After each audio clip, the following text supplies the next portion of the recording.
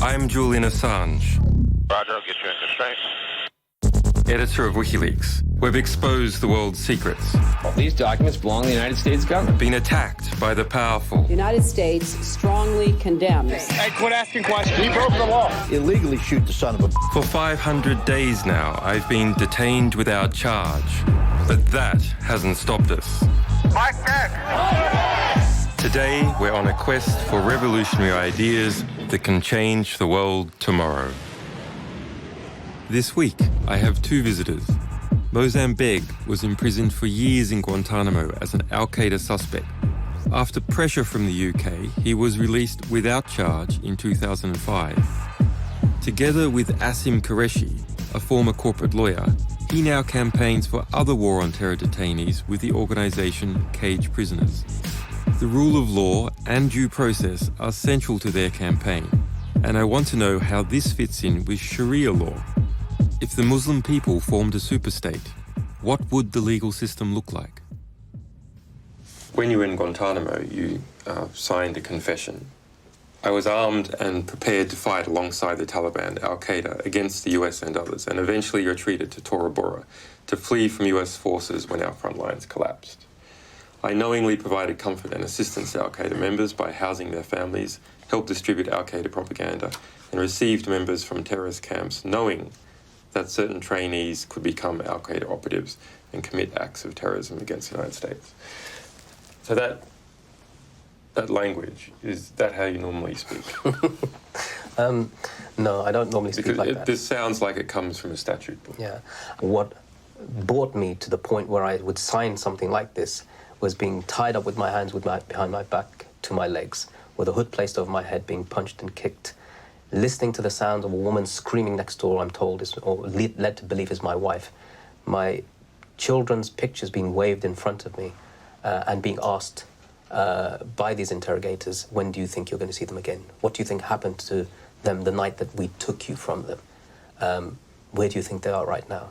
Well, all of these inferences, which clearly suggested to me that the only way out is to either give up and sign whatever it is that they want me to do, or to resist and to hell with what happens to my family. So that was a stark choice that I was presented with. And in the light of that, of course, yeah, I signed it. Yeah. So when you got out, you joined Cage Prisoners and fought for people that you had known in Guantanamo and elsewhere to be released or treated with due process. And so now we have this sort of rather incredible position where we discovered a WikiLeaks US Embassy cable from 2010 about you.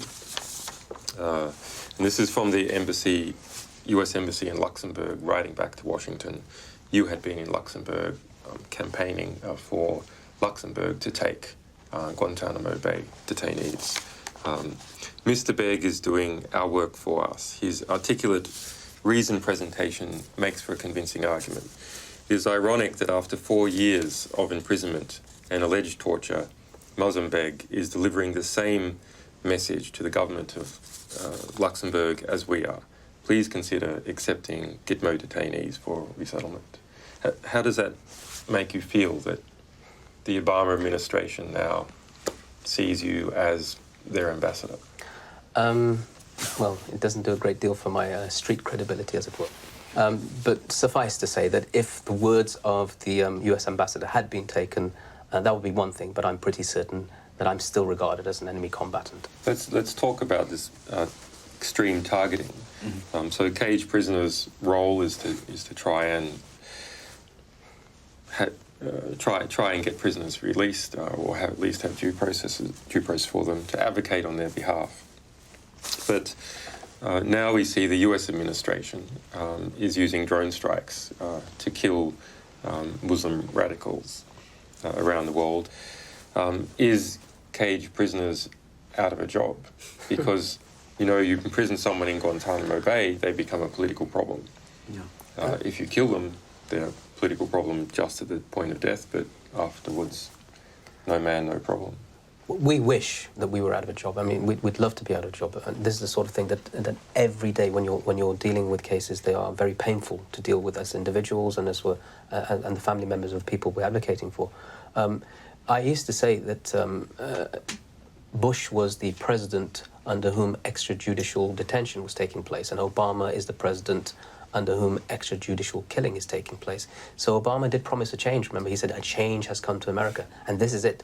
The change is from extrajudicial detention to extrajudicial killing. Asim, in a 2006 rally, you said, in quite a fiery language, when we see our brothers and sisters fighting in Chechnya, Iraq, Palestine, Kashmir, Afghanistan, then we know where the example lies. When we see Hezbollah defeating the armies of Israel, we know what the solution is and where the victory lies. We know it is incumbent upon us, all of us, to support the jihad of our brothers and sisters in these countries, wherever they are facing oppression by the West. I saw that video, and to me it looks like a fiery Muslim preaching jihad. Why did you say this statement? Well, I mean, this comes in the context of the Israelis having bombed Kana, and they killed masses of civilians there. This is in 2006. Now, I mean, what you have to understand is that, as far as Muslims are concerned, at the moment, they are under attack in countries, all over the world. There are, hundreds and thousands of people dying. And effectively, our concept of jihad, at least in its current iteration, is that, as Muslims, we have the right to defend ourselves.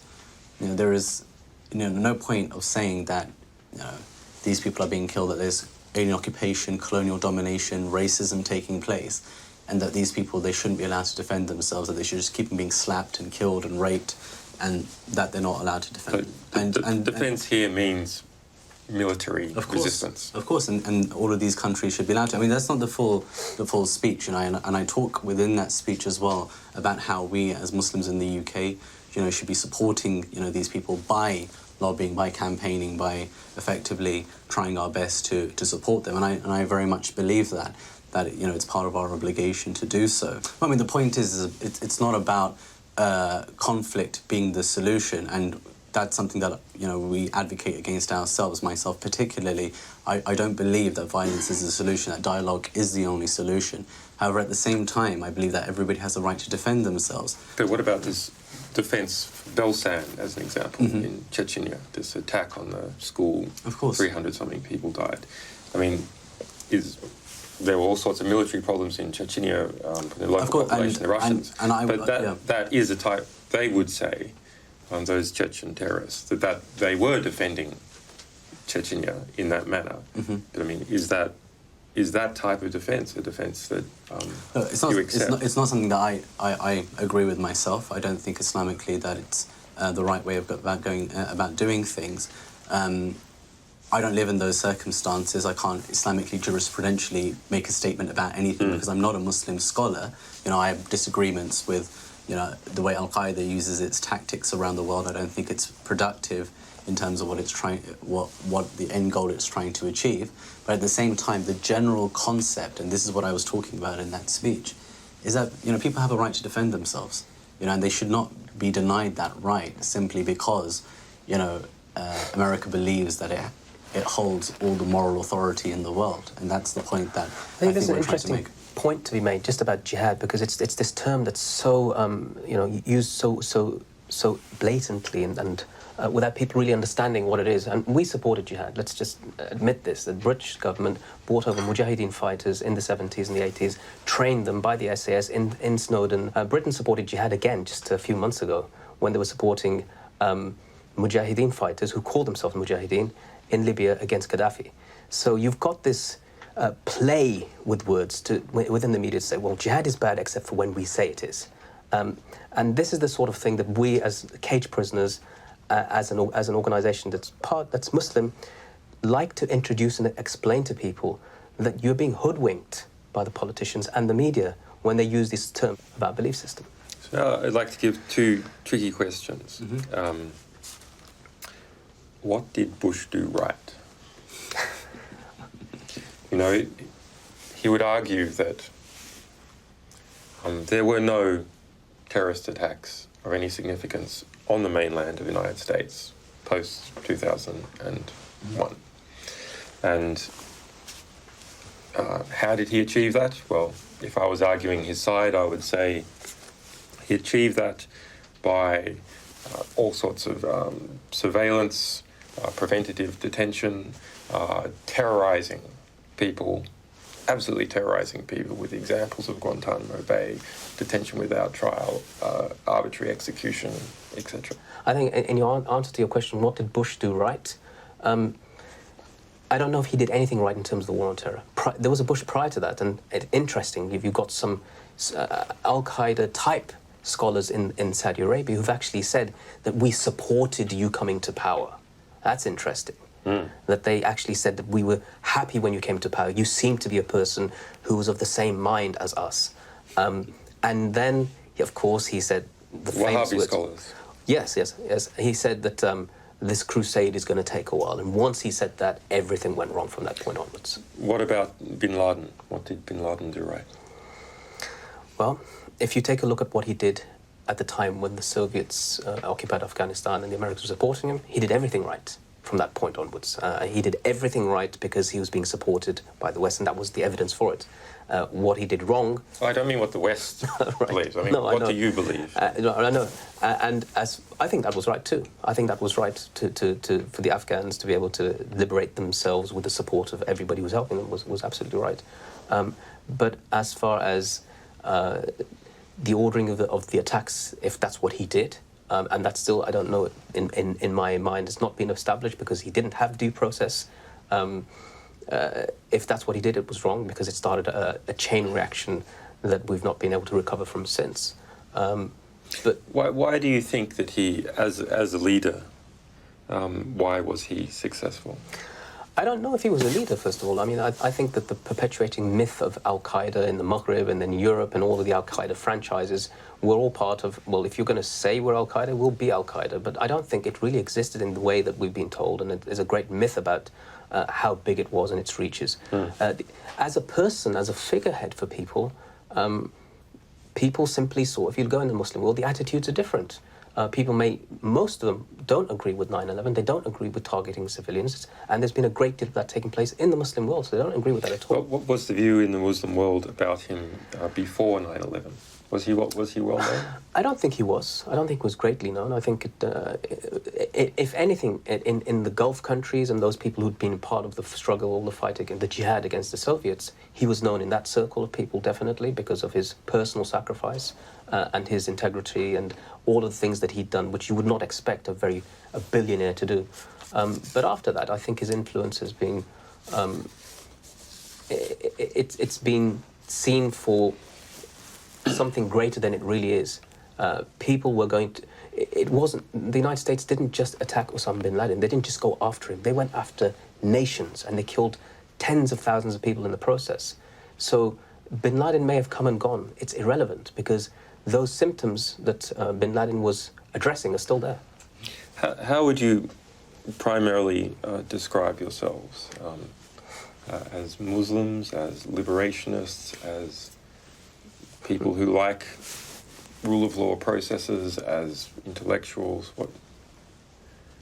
All of the above.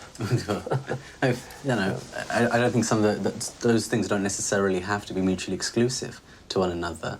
You know, being Muslim means standing up for justice. It means being a little bit radical. It also means being a little bit conservative. You know, it means all of those things at the same time. You know, God says in the Quran that be just even if it goes against yourself.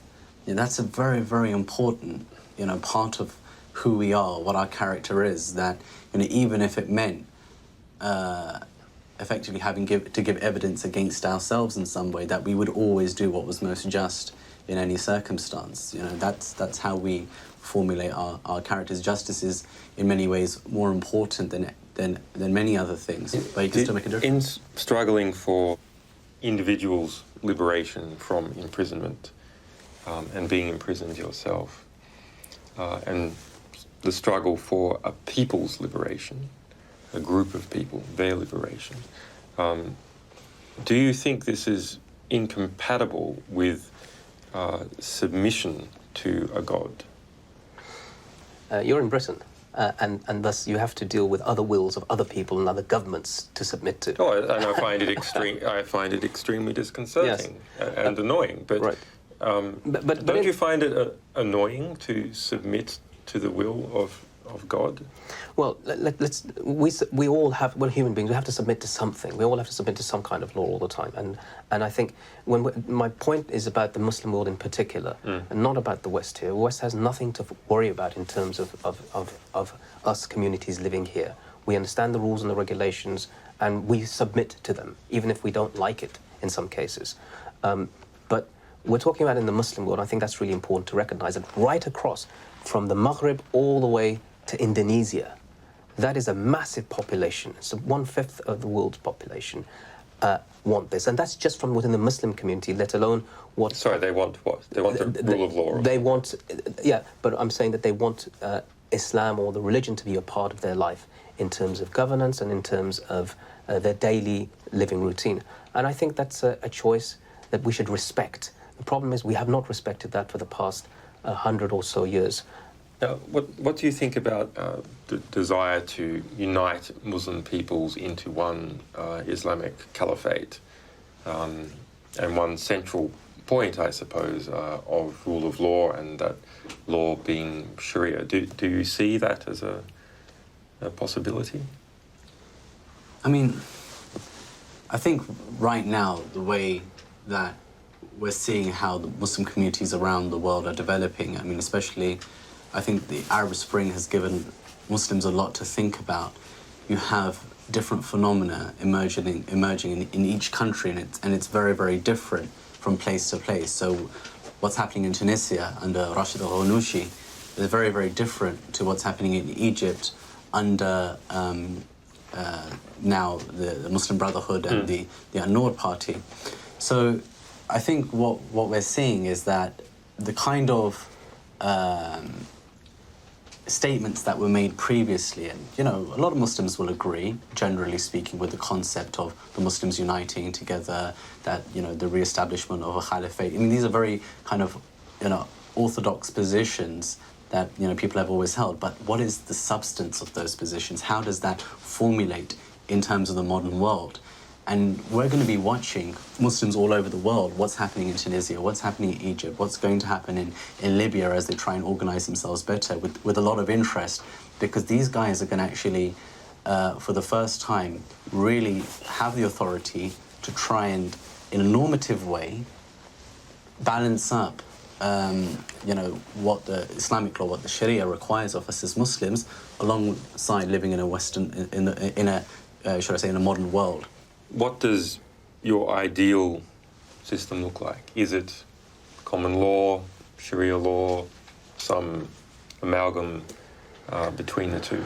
Well, these are big questions, and you know, we mostly deal with the issue of people detained without charge or trial and stick to it. We don't really. That's not part of our remit. Is not solving the world's problems. But you know, speaking on a personal level, I think this is the great fear.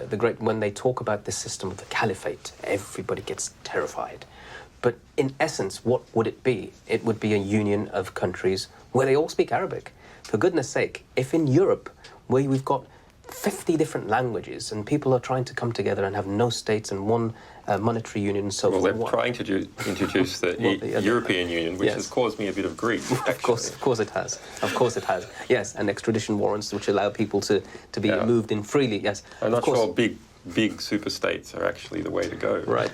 It's not necessarily to be a but here the difference, I mean, what I'm talking about is what links Morocco to Iraq? What are the links? Cultural, and most important, language. Yes. Everybody, you know, you can go to Morocco and speak Arabic, and every country right in between. There is something, and that's a unique fabric of a society. And what separates us in Europe is the language. It's primarily language. Yes. And so you've already got that there, and because historically it used to be there before. And if you look at the countries, right, but I mean they already speak Arabic. So right. What would be the new thing? So what would be new is the unity would not be based upon their own personal nationalism, And this would be the difference, because that's what it used to be like before. Their nationalism had only been instilled after somebody came along and on a map of Africa drew a line and said, you're Libyan, you're Algerian, you're so-and-so. If they are able to return to, in the modern context, of course, to something that allows that sort of unity, it would give them a great deal of strength. And I think that's where the worry is in terms of the West, is that we will have another powerhouse here established at our southern doorstep that we don't want. Now, what about what type of rule of law would you envisage? Well, I mean, look, I'm not talking about that is actually practical to implement now. I mean, that if you were Allah for a day, what would you do? We don't really use those terms of reference, but Islam is a normative legal system, just like any other. We have effectively statute and case law like any other normative legal system anywhere in the world. And so for us, there is a rule of law that we have to follow. You know, in many ways, some of the complaints that you'll often hear about the way that Islam is implemented, or the Sharia is implemented, is the fact that it totally goes against what the rule of law requires from the Sharia, from the normative legal system itself. So, for example, you know, when you consider the issue of stoning for adultery, the requirement, the evidentiary standard, is 4 live witnesses to the act of sexual relations at the time that it's taking place. From an evidentiary perspective, it's almost impossible to establish that unless it's some kind of party that's gone a little bit weird. You know, it's very, very difficult to establish that criteria. So the fact that you have but the punishment, that punishment stoning to death. Yeah, the fact that you have the punishment even taking place means that effectively the rule of law is being abused at some point, because it's impossible to establish that evidentiary standard. But you would agree with stoning to death for adultery? I mean, the whole point is that was never envisaged, really. But I mean, you would agree? I agree with Islamic concepts of how we practice our punishments, okay, generally speaking, what they are. Whether or not they're even I think, Julian, what's a really important point in all this? I think it's important. So, sure. Cage, well, there's difference between cage prisoners, your personal opinion. I accept this that. Is purely my own personal opinion. Purely your personal opinion is that the death penalty is okay. From an Islamic perspective, yes, as long as all the due process elements are met, then it can be, depending on if all the elements are there. I think that, you know, what happens is when people discuss Sharia, it's everybody discusses crime and punishment, or the punishment, the hudud. So what we're talking about here is the hudud, the punishment aspect. That's not Sharia. The Sharia is the law. And that's the whole rule of law process. Right, it's the whole process. Which is what I want to get at. Yeah. And none of us are really sort of qualified to talk about it in the way that it should be discussed in terms of a country establishing itself and formulating these rules. And primarily because no country has applied them since the fall of the caliphate of the Ottomans. So it's in essence a theoretical discussion. That's something we have to develop. Do you think this, if you go back to the Ottomans and the Ottoman Caliphate, that the absence of an Islamic state that most people would want to live in, it seems, would you agree that that's not too many? Maybe Oman is it? I'm not sure. Let me tell you a very interesting point. When the caliphate was abolished, one of the first, the Ottoman Caliphate was abolished. One of the first people to advocate for it was Mohandas K. Gandhi, and the reason why is because he understood that this was something that was central to the fabric of Islamic history, and so I think the call for the establishment of a caliphate, or perhaps not even using that word, but a united Muslim bloc, is something that most people would want. Don't you think Tunisians would go, we're Muslims, we're in Tunisia, we speak a bit of French, a bit of Arabic, and we want self-determination, and self-determination is best met by not palling up too much with Egypt, because the numbers in Egypt are much larger. I think, of course, that's, and the Arabs have attempted it. They've tried to do the different organizations of just Arab unity, but this goes beyond Arab unity, and this is, I'm talking about Islamic unity, which includes Turks, it includes Iranians, it includes Pakistanis and Indonesians. It's huge, it's massive. But why have unity? Well, why would Europe want unity? The whole point of unity... I think the reason Europe wanted unity actually was set up by the United States to make a United States of Europe that would be economically powerful enough in order to combat the Soviet Union. That's why I think. And I think that the reason. And now it's a trade bloc. Right. The reason for unity would probably be economics, of course, defence, of course, and harking back to a history where you could travel from one point to the other unhindered, because you're a citizen of this land, and that this land isn't divided based upon colonial principles. So you get a Muslim passport. Well, I don't know. I don't know about that. But just the same way as you have in Europe, you have the ability to travel within Europe and very, very freely. Part of your own nation. And you have a right to work in any country. Right. Possibly. Very interesting. We'll see. Okay, so now let's come back to cage prisoners. Mm-hmm. There's all sorts of things to do in life. Why are you doing cage prisoners? Asim? I'm supposed to be a corporate lawyer, so I find myself changing quite radically. But, I mean, seeing Guantanamo, seeing indefinite detention without charge in the UK, seeing the Extradition Act, all of these things culminate in telling you, well, actually, the law is being abused here, and for a very specific purpose. And all of that kind of convinced me that I needed to be involved with something that was working against these policies. And cage prisoners is an important voice for Muslims. It's an empowering voice. It's one that we hope tells Muslims that you can actually stand up for yourself. You can stand up for the right thing without feeling as if you're doing something criminal. I think for me it's obvious. It's part of something that I've been affected by, something that I am constantly, even if I didn't want to do it, I'd be affected by it to this day. So it's something that I think people will say that it's something called survivor's guilt, that you will survive a particular trauma, but other people left in that situation are not surviving, so you have an obligation upon yourself to fight for them. I feel I have a not just a moral and religious, but also a duty based upon my own personal experience and ability. If I know I can do it, then I have to do it, and I think I can do it.